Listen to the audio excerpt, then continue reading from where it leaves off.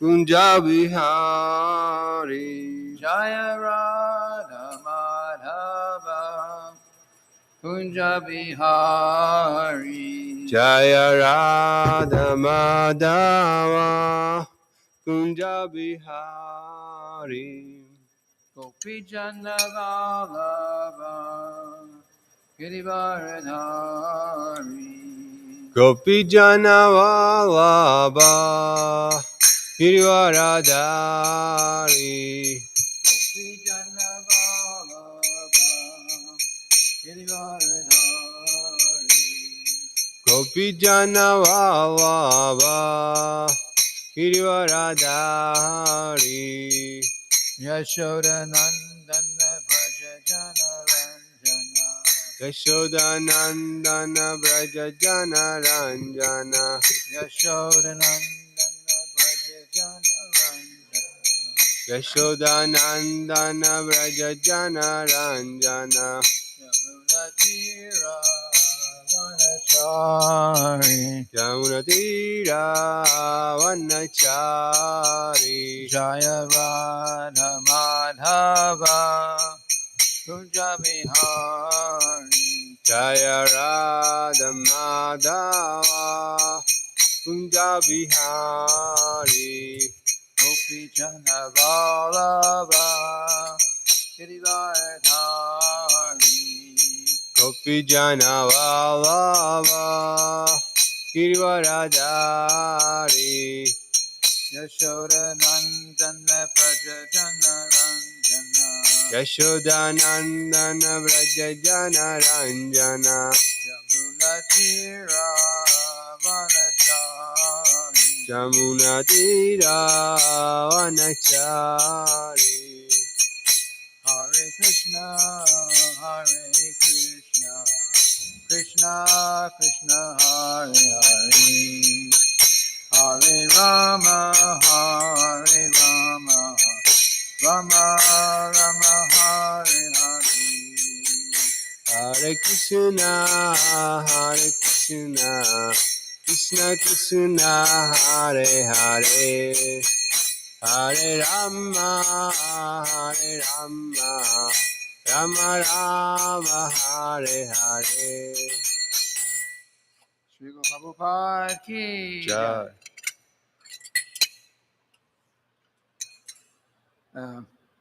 So today we read for Srila Prabhupada Nectar book. We also sing a song today. Make sure I get sound in there. Okay, so this song is called Nama Sankirtan. We could sing this song also with the artiks, Mongol artik and the evening artik, along with the other songs. Hari Haraya Nama Krishna Yadavaya Namaha Yadavaya Madhavaya Keshavaya Namaha. Hari Haraya Namaha Krishna Yadavaya Namaha Yadavaya Madhavaya Keshavaya Namaha. Gopal Govinda Ram Sri Madhusudana Giridhari Gopinath Madana Mohan. Gopala Govinda Rama Shri Madhusudana Giridhara Gopita Madana Manahara. Sri Chaitanya Nityananda Sri Advaita Sita Hari Guru Vaishnava Bhagavad Gita. Sri Chaitanya Nityananda Sri Advaita Sita Hari Guru Vaishnava Bhagavata Gita. Sri Rupa Sri Sanatan Bhatta Raghunath Sri Jiva Gopala Bhatta Dasa Raghunath. Shri Rupa Sanatana Bhatta Raghunatha Shri Jiva Gopala Bhatta Sada Raghunatha.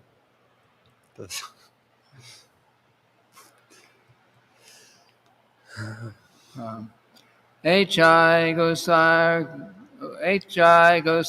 Kore Charana Vandan Jaha Hoite Vigna Nash Abhishta Puran.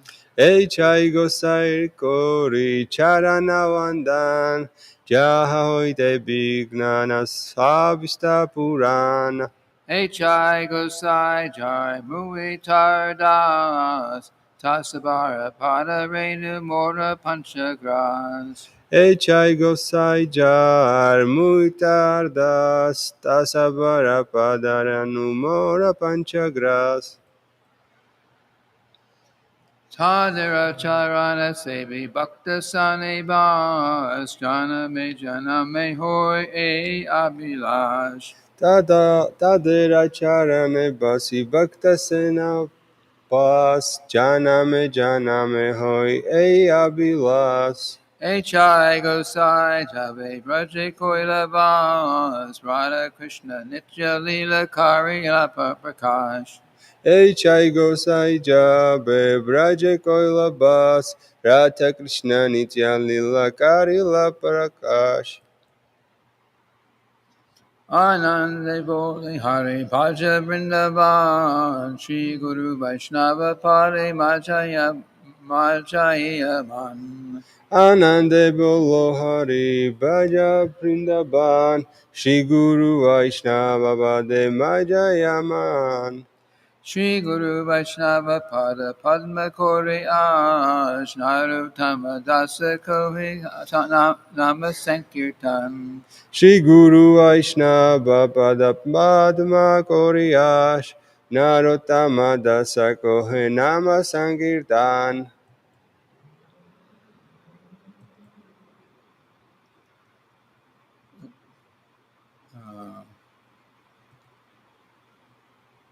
Okay.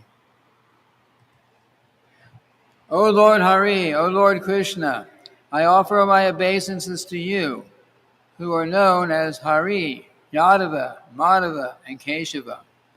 O Gopal, Govinda, Ram, Sri Madhusudana, Giridhari, Gopinath, and Madan Mohan.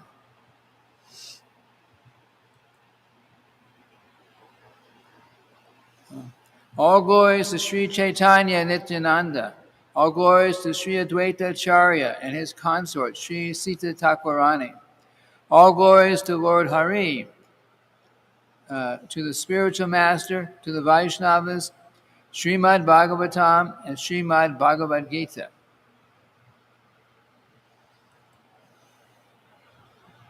All glories to Sri Rupa Goswami, Sanatana Goswami, Raghunath Bhatta Goswami, Sri Jiva Goswami, Gopal Bhatta Goswami, and Raghunath Das Goswami. I offer my obeisances to the feet of the 6 Goswamis. Bowing to them destroys all obstacles to devotional service and fulfills all spiritual desires. I am the servant of that person who is a servant of these 6 Goswamis. The dust of their lotus feet is my 5 kinds of foods.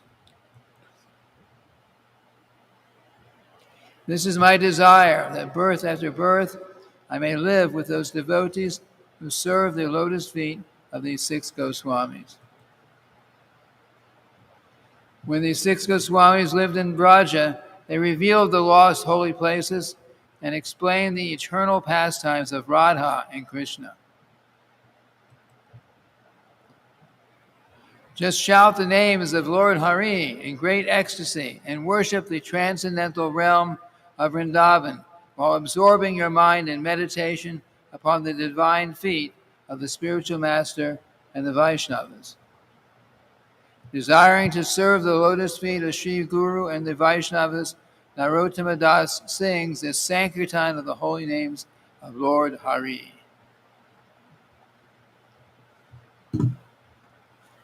Very nice song. So we're going on reading now. Continue Srila Prabhupada Nectar book. If anyone is reading from the book itself, we are on number 20. It's page 26. It'd be number 21 in volume 1 section. Srila Prabhupada regularly gave out cookies from the Vyasa-san, but on a visit to New Vrindavan, he once gave out an entire meal of prasadam right off the deity's plate. Radhanath Das had strong desire to approach Srila Prabhupada with the deity's plate immediately after offering it to Radha Vrindavan Chandra. So he rather boldly approached Srila Prabhupada on the Vyasasan. At first, he had been stopped by Srila Prabhupada's secretary, Pushta Krishna, who asked, "Where are the cookies?" Radha said they had none, only this full deity plate. "Forget it," said Pushta Krishna. "You can't give out that kind of stuff." But Radhanath managed to approach Srila Prabhupada from a different direction. And when Srila Prabhupada saw the plate, he smiled, took it up, and began sampling each preparation with a spoon. He took a spoonful of sweet rice, tasted it, and then began handing out spoonfuls. Over 100 devotees were present, and they all rushed forward, unlike their usual formal lines of receiving a cookie. Prabhupada went from preparation to preparation, eating a few spoonfuls of sabji and then distributing it to the urgent outstretched hands of the surrounding devotees. After finishing each preparation, he also gave away the silver bowl. Finally, all that was left were 2 large gulab jamuns. Children began to cry out, "Prabhupada, give it to me." Srila Prabhupada took his time, and at last he shook his head no. He took the gulab jamuns by himself and bit into it. At the first bite, the gulab jamun juice squirted out, wetting several nearby devotees, who began dancing and shouting. After 2 bites, Srila Prabhupada gave out the remnants of the gulab jamuns.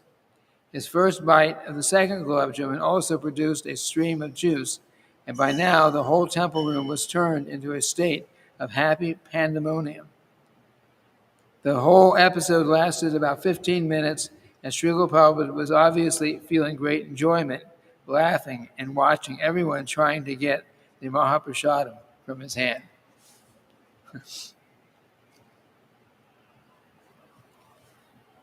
Number 22. Srila Prabhupada said, on kirtan and music, the harmonium may be played during bhajan if there is someone who can play it melodiously, but it is not for kirtan and arti. Harmonium should not be played during kirtan and arti. Huh?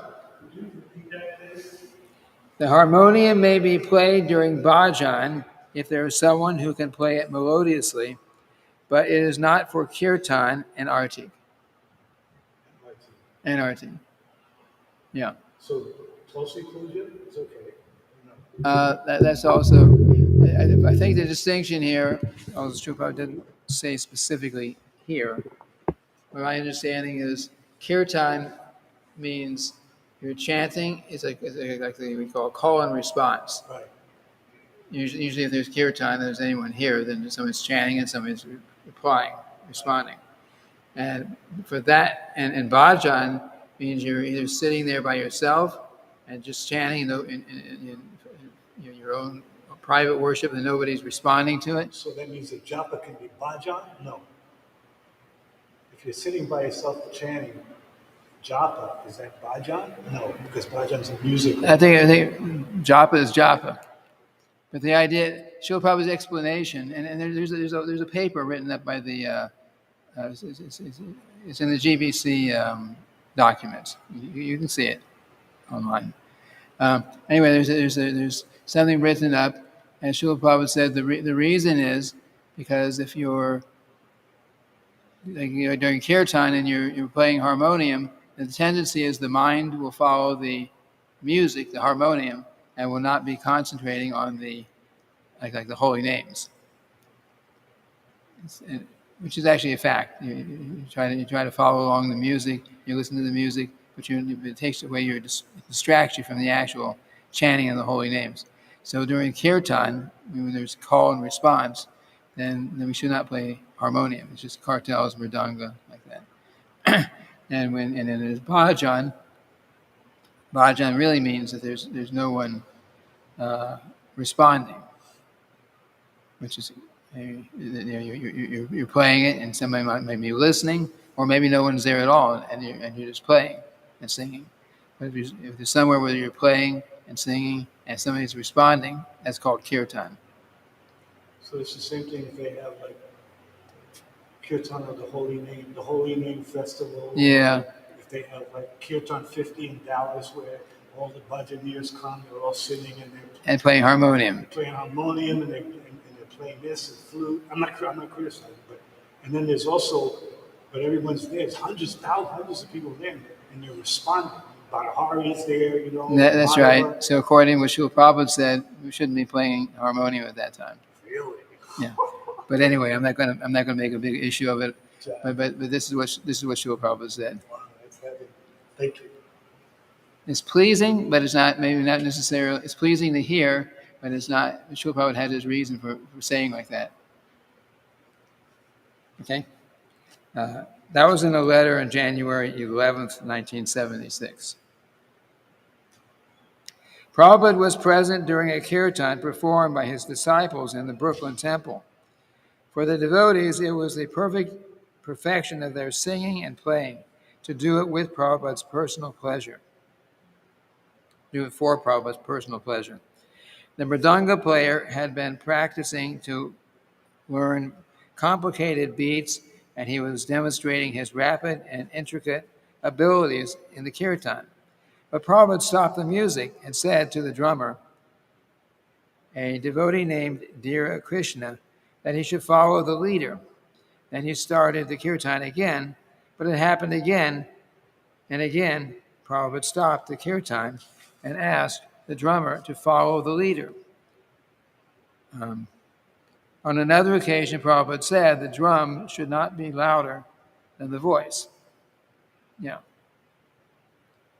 Because the drum is accompanying the singing.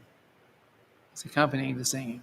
So if the whole kirtan is used here, boom, boom, boom, and maybe you can't even hear the singing. So the idea is singing, chanting the holy names and so on. That's most important. And the drum and the kartals also are to be are accompaniment to assist in the chanting. But the main thing is the chanting. And then someone is leading the kirtan with whatever they're leading. Maybe they're playing kartals, maybe they're playing mridanga. But whoever's leading, then everyone else needs to try to follow that rhythm and that melody and that speed like that, following who is actually leading. Otherwise, it becomes a competition. I'm leading. But actually, you're leading. Someone is leading. So who's following? Everyone who's following should try to go with the same speed and the same melody and everything as who's leading. That's the system to get the most spiritual benefit out of it. In 1966, in New York, a boy came by with a record of a famous Indian musician playing a sitar. As soon as the music began, Srila Prabhupada started to smile. The boy asked, "Do you like this music?" Srila Prabhupada said, "This is sense gratification music." The boy was hurt and said, "What do you mean? They play this in the temples in India." So Prabhupada insisted, "No, this is sense gratification music, and this musician is just a businessman." The boy then replied, "Well, you used to be a businessman." Prabhupada laughed and said, because I went naked then, I should go naked now." We're little children, we may be naked sometimes. So, okay, that's then. Now I'm doing something different. Well, what if this musician wanted to become a devotee? Asked the boy. "Oh, that would be very nice," said Prabhupada, "if he can come, but this is sense gratification music." So, yes, Srila Prabhupada was very particular about that. He really wanted that our singing, our chanting be, devotional in the devotional mood, not just for sing for the become a popular singer and making money off your singing like that. He wanted that he liked singing that was done by devotees. And I remember one instance, Srila Bhakti Siddhanta, Srila Prabhupada's spiritual master. He asked a particular disciple to sing, to chant some bhajan or chant Hare Krishna, and and there was some objection because this particular disciple was not a really good singer, but Srila Bhakti Siddhanta wanted him, and he wanted him because he was a very he was a nice devotee with a nice devotional attitude. There were others who could sing better but didn't have the same devotion. So he wanted to hear someone singing who was singing with the most devotion. That was the most important thing. Which means we don't have to be, famous. We don't have to be famous singers to be able to lead a kirtan or do anything. The main thing is that we are doing it in Krishna's service and Krishna's pleasure. Number 23. Prabhupada tells a story. In India, Srila Prabhupada once gave Tejas Das advice on how to elicit the help of big men. He told him to use the rabbit and lion philosophy. Okay. Once a group of rabbits were being eaten by a lion. So they made an agreement and met with the lion, pleading with him to limit his killing. They said, "We are all terrified, and you are not getting to eat every day. Why don't we just make an agreement and that every day one of us will come to you and you can eat us. And that way we will not be so terrified, and you will at least get one rabbit a day." The lion agreed to the proposal. But one day, one of the more intelligent rabbits thought, "What is this? Why am I rushing into death? Today is my last day. Let me enjoy on the way." So in a very leisurely way, stopping sometimes beside a river and then a well, the rabbit finally arrived late before the lion. The lion was very angry and roared, "Why have you come late?" The rabbit replied, "It is not my fault, because on the way, another lion said he was going to eat me. It was all that I could do to get away from him." The lion said, "Who is challenging my authority? Let me find him." So the rabbit led him to the edge of a well and said, He's in there." Understand?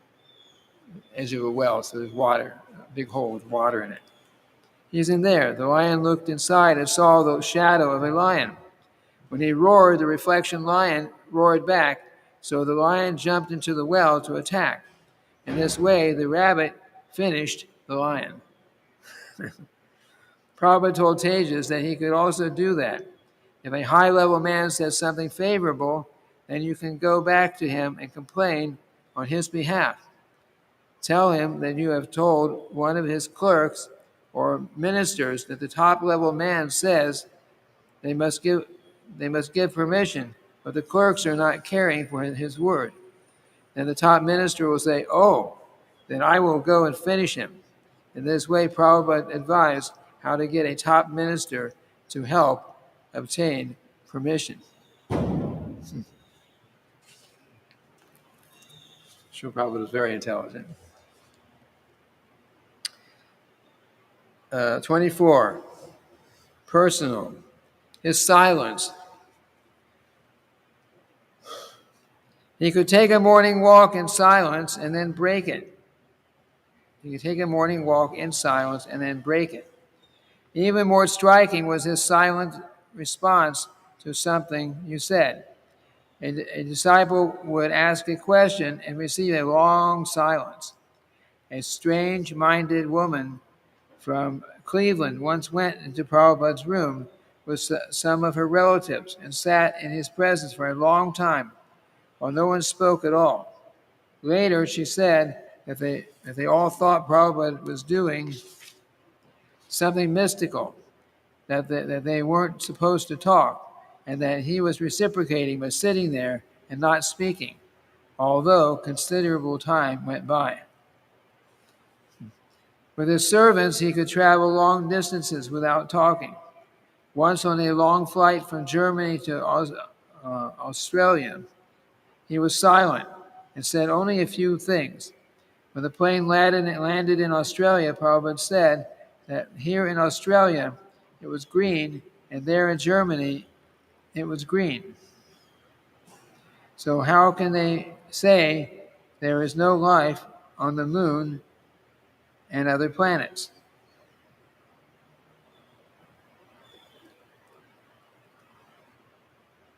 Prabhupada said that here in Australia it was green, and there in Germany it was green. So how can they say that there's no life on the moon and other planets? Some of his comments were surrounded by long silences.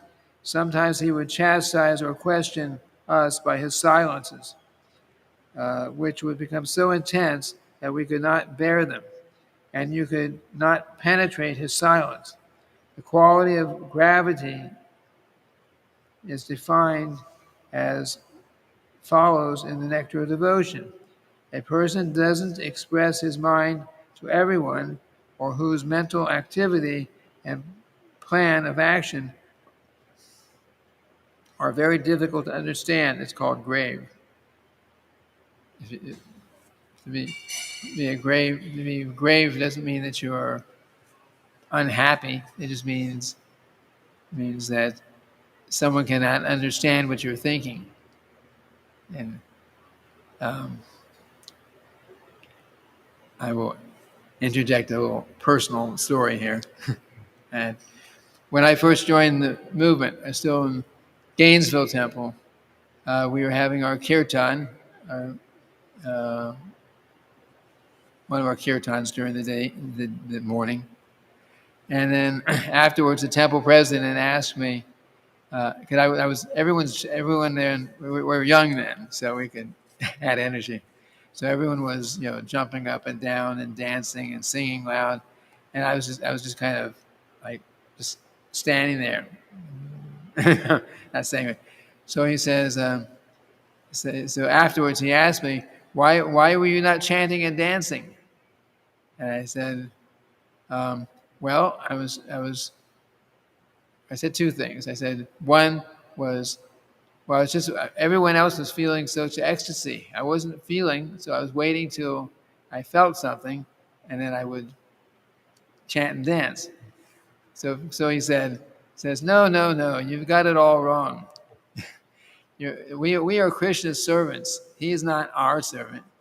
So we have to act enthusiastic, chant and dance, do it for Krishna, and then he'll give us the feeling. He will reciprocate.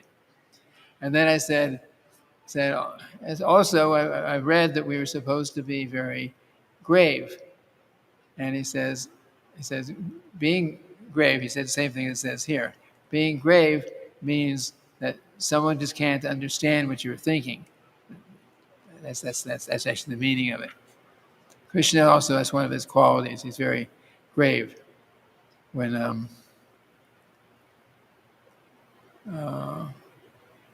Lord Brahma, after he stole all the cows and cowherd boys, you read in Krishna book, and he was offering so many prayers, and Krishna was being very, very silent. He was not showing, I agree, I don't agree, I like it, I don't like it. He didn't show how he felt. So Lord Brahma, who had made a big mistake, couldn't understand if Krishna was happy with him or not happy with him, because he was not responding in any way. So Krishna was very grave in that way.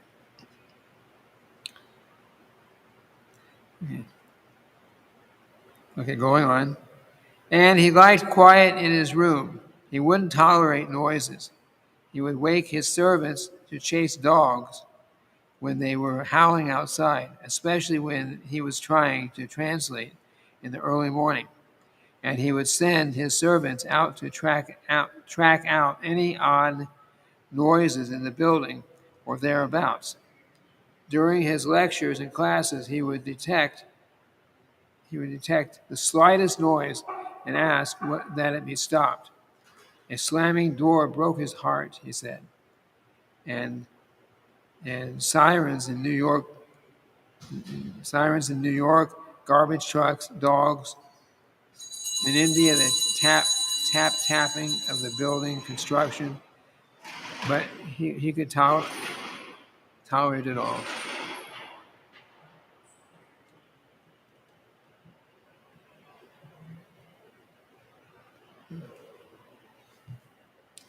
So the slamming door broke his heart, he said.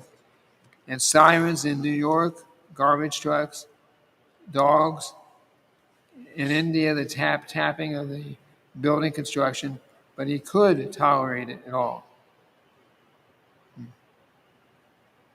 For Prabhupada, however, real silence was the fact that he never spoke any nonsense. He could talk unendingly about Krishna. Sometimes a foolish guest would speak some mundane nonsense, and Prabhupada would tolerantly be silent. But it was unnatural to see Prabhupada silent in the presence of another person because Prabhupada was the one who should be speaking. He had absolute knowledge, and all others should have been silent to let him speak if he desired to speak. He complied with Krishna's wishes and with our wishes that he talk. He spoke from duty, from love, and from the preaching spirit.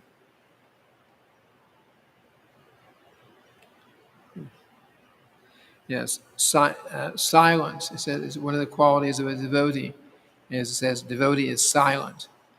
But Srila Prabhupada explains that silence of a devotee does not mean that you don't, you take a vow that for the rest of my life I will not speak anything. That's not our path. Silence means that you don't speak except about Krishna.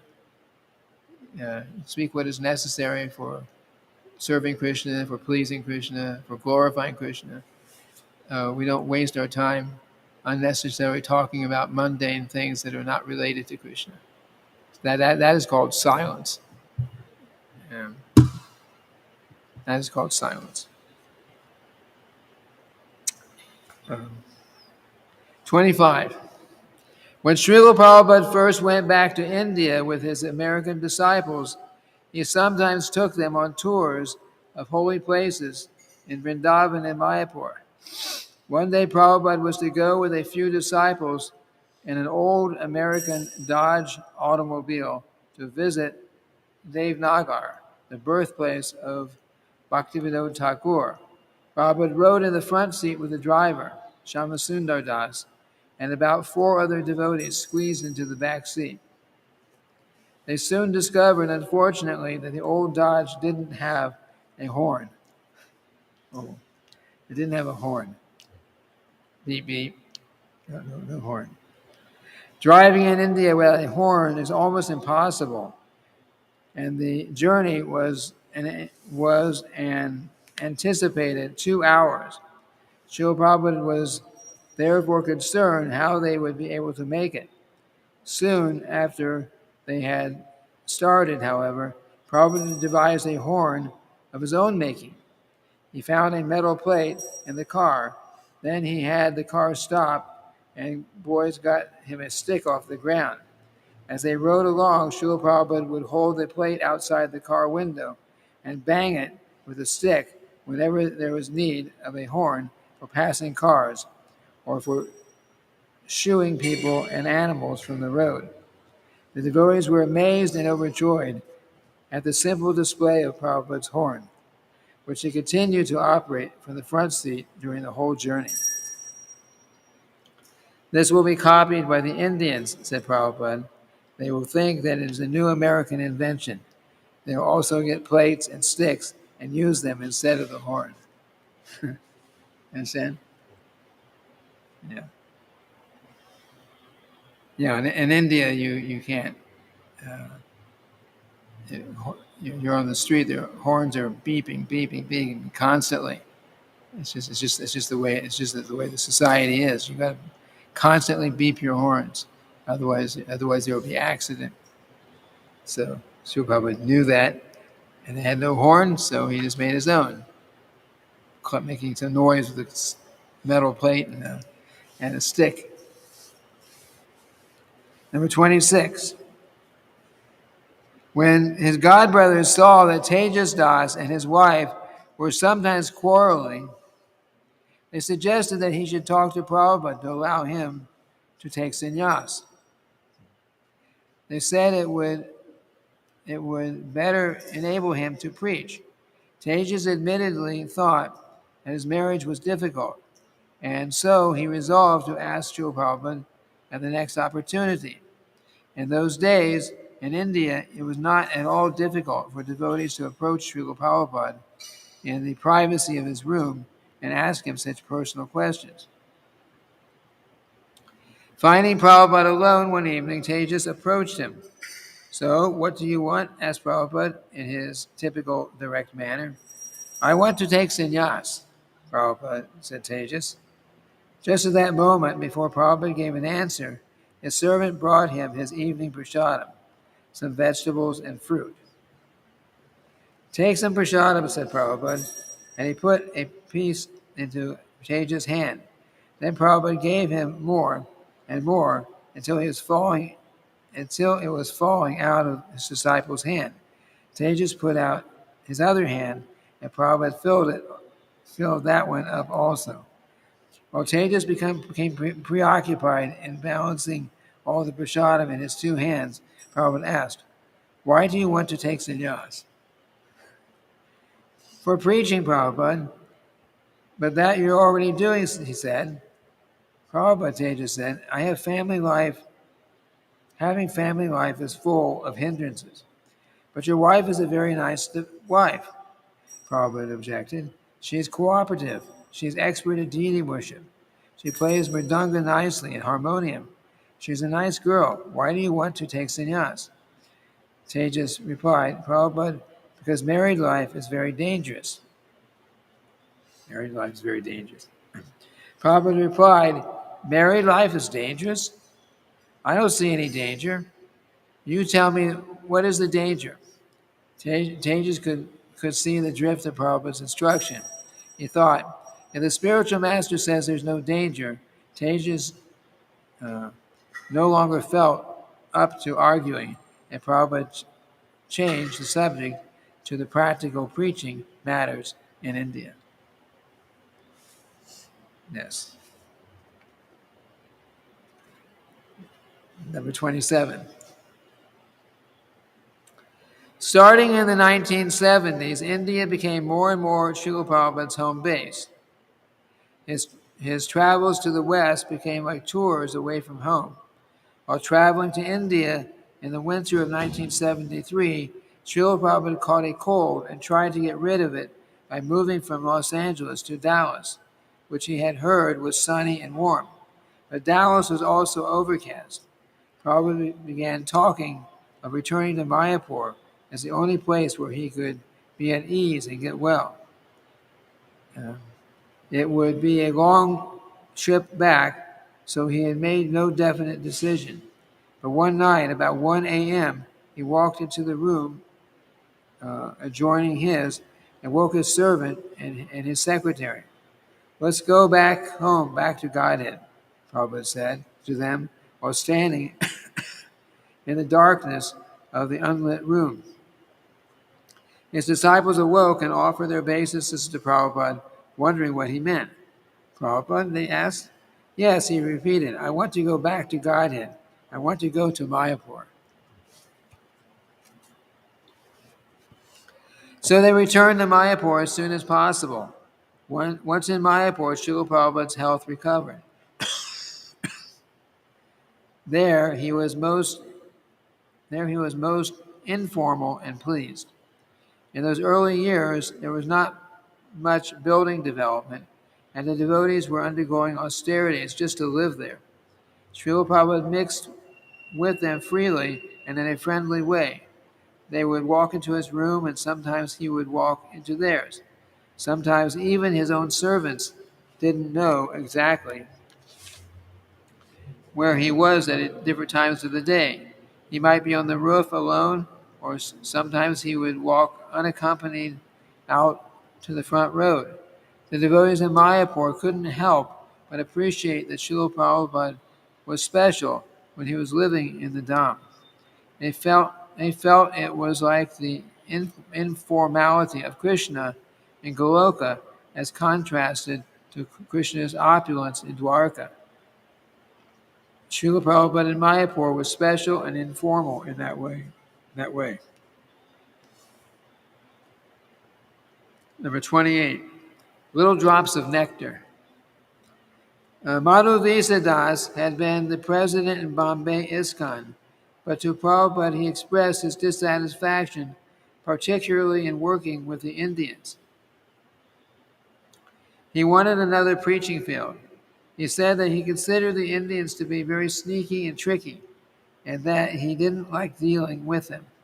Prabhupada said, "I'm an Indian. Do you think that I'm tricky?"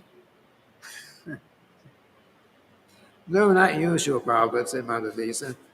"Actually, I am tricky," said Srila Prabhupada, "because I have tricked all of you into surrendering to Krishna, and now you're caught, and you can't get away." Srila Prabhupada tricked us to become devotees. Good trick. Panchadurveda Swami endured a serious bout of boils in India. The doctor said that he had come close to dying, and he had to perform surgery on his back. But Panchadurveda described his diseased condition to Srila Prabhupada. Prabhupada looked at him and said, "These diseases are simply imaginary." "No, Srila Prabhupada, I really have them," said Panchadurveda. He thought that Prabhupada was saying that the boils were all in his mind. He therefore showed Prabhupada a big scar that he had on his back from the surgery. Prabhupada touched the scar with his finger and said nothing further. Soon after that, in Bhagavatam class, Srila Prabhupada was describing how the sufferings of all living entities are imaginary, created by identification with the material body. Hearing this, Panchadurveda realized the import of Srila Prabhupada's previous words. Yes, in the absolute sense, even the attack of boils was imaginary. Srila Prabhupada sometimes traveled throughout India by train, accompanied by his disciples. On one occasion, the train stopped in a field full of purple flowers. One of the devotees climbed out and ran into the field, picked some flowers, and brought it back to Srila Prabhupada's car, just as the train started to leave. Then the devotees brought Prabhupada a bouquet of purple flowers as an offering of devotion. Prabhupada calmly accepted them and said, "Lord Shiva wears these flowers." The devotees were worried that they had made some guru aparad. But Prabhupada smiled and stuck one of the flowers behind each of his ears. He widened his eyes and made a great, large grin, see, playing as if he were Lord Shiva with the purple flowers in his hair.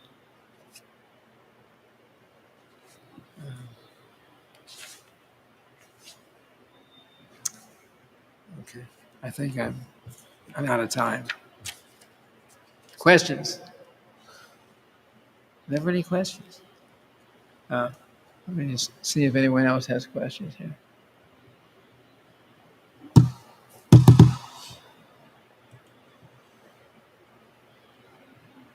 Okay, so we will end now. Today's Friday. Tomorrow we'll be back on Srimad Bhagavatam, starting chapter 9 of the 8th canto.